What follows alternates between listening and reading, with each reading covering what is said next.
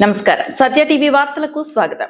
తహసీల్దార్ కార్యాలయం ఎదుట వృద్ధ దంపతుల పోరాటం. లోకేష్ ఫోటోతో నిరసన. కాళ్ళు అరిగేలా తిరిగిన కరువైన న్యాయం. జీ కొండూరు రెవెన్యూ అధికారులపై ఆగ్రహం. కలెక్టరేట్ మెట్లు ఎక్కిన కదలని ఫైళ్లు. 5 నెలలుగా పరిష్కారానికి నోచని భూ వివాదం. లోకేష్ బాబు మమ్మల్ని కాపాడండి. కుంటముక్కల వృద్ధ దంపతుల ఆవేదన.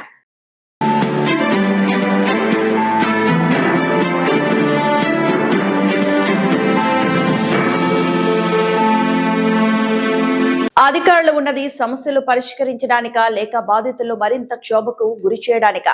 ఎన్టీఆర్ జిల్లా జీ కొండూరు తహసీల్దార్ కార్యాలయం వద్ద దృశ్యాలు చూస్తుంటే రెవెన్యూ వ్యవస్థ ఎంత నిర్లక్ష్యంగా ఉందో అర్థమవుతోంది.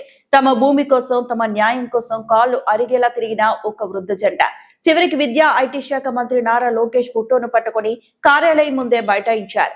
5 నెలలుగా జిల్లా కలెక్టర్ చుట్టూ తిరిగిన ఉన్నతాధికారులు ఆదేశించిన క్షేత్రస్థాయి అధికారులకు మాత్రం కనికరం కలగడం లేదు.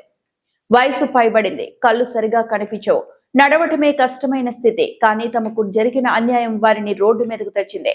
వీరు జీ కొండూరు మండలం కుంటముక్కల గ్రామానికి చెందిన వృద్ధ దంపతులు. తమ భూ వివాద విషయంలో న్యాయం చేయాలని గత 5 నెలలుగా వీరు పోరాటం చేస్తున్నారు. ప్రతి సోమవారం విజయవాడ కలెక్టరేట్ లో జరిగే ప్రజా సమస్యల పరిష్కార వేదికకు క్రమం తప్పకుండా వెళ్తున్నారు. అక్కడ ఉన్నతాధికారులు సమస్యను పరిష్కరించమని ఆదేశాలు ఇస్తున్నా జీ కొండూరు రెవెన్యూ అధికారులకు మాత్రం ఆ ఫైలును కదిపే తీరిక దొరకటం లేదు. ప్రభుత్వ యంత్రాంగంపై నమ్మకం సడలిపోవడంతో ఈ వృద్ధ దంపతులు తమ ఆరాధ్య దైవంగా భావిస్తున్న నారా లోకేష్ ఫోటోను చేతపట్టారు. లోకేష్ బాబు, నువ్వే నాకు న్యాయం చేయాలి అంటూ కన్నీరు మున్నీరవుతున్నారు. ఏ పని చేయలేని స్థితిలో ఉన్నా తమను ఆదుకోవాల్సింది పోయి కార్యాలయాల చుట్టూ తిప్పించుకోవడంపై స్థానికులు సైతం అధికారుల తీరును తప్పుపడుతున్నారు.